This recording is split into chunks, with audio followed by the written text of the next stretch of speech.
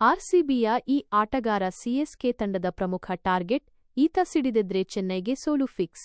IPL 2025 royal Challengers Bengaluru ತಂಡ ತನ್ನ ಮುಂದಿನ ಪಂದ್ಯದಲ್ಲಿ ಚೆನ್ನೈ ಸೂಪರ್ ಕಿಂಗ್ಸ್ ತಂಡವನ್ನು ಎದುರಿಸಲಿದೆ.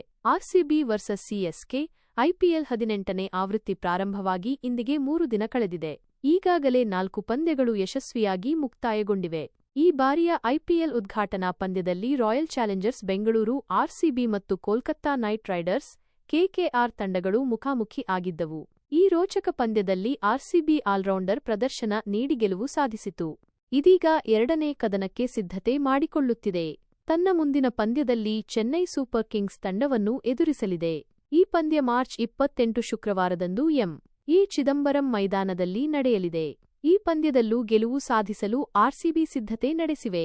ಮತ್ತೊಂದೆಡೆ ಕಳೆದ ಆವೃತ್ತಿಯಲ್ಲಿ ಸಿಎಸ್ಕೆ ತಂಡವನ್ನು ಮಣಿಸಿ ಪ್ಲೇ ಆಫ್ಗೆ ಎಂಟ್ರಿ ಕೊಟ್ಟಿದ್ದ ಆರ್ಸಿಬಿ ತಂಡದ ವಿರುದ್ಧ ಈ ಬಾರಿ ಸೇಡು ತೀರಿಸಿಕೊಳ್ಳಲು ಚೆನ್ನೈ ತಂಡ ಮುಂದಾಗಿದೆ.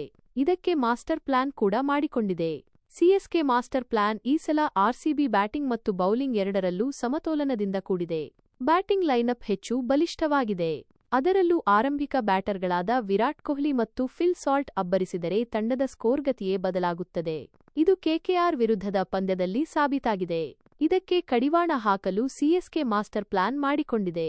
ವಿರಾಟ್ ಕೊಹ್ಲಿ ಟಾರ್ಗೆಟ್ ಮೇಲೆ ಹೇಳಿದಂತೆ ಆರ್ಸಿಬಿ ಪರ ಫಿಲ್ ಸಾಲ್ಟ್ ಮತ್ತು ವಿರಾಟ್ ಕೊಹ್ಲಿ ಸಿಡಿದೆದ್ರೆ ತಂಡಕ್ಕೆ ಹೆಚ್ಚು ಲಾಭವಾಗಲಿದೆ. ಹಾಗಾಗಿ ಈ ಇಬ್ಬರನ್ನೂ ಆದಷ್ಟು ಬೇಗ ಔಟ್ ಮಾಡಲು ಚೆನ್ನೈ ಸಿದ್ಧತೆ ನಡೆಸಿದೆ. ಅದರಲ್ಲೂ ವಿರಾಟ್ ಕೊಹ್ಲಿ ಸಿಎಸ್ಕೆ ಪ್ರಮುಖ ಟಾರ್ಗೆಟ್ ಆಗಿದ್ದಾರೆ. ಕಾರಣ ವಿರಾಟ್ ಒಮ್ಮೆ ಕ್ರೀಸ್ನಲ್ಲಿ ಸೆಟ್ ಆದರೆ ಎದುರಿಗೆ ಎಂತಹ ಶ್ರೇಷ್ಠ ಬೌಲರ್ ಇದ್ದರೂ ಬ್ಯಾಟ್ ಬೀಸುತ್ತಾರೆ.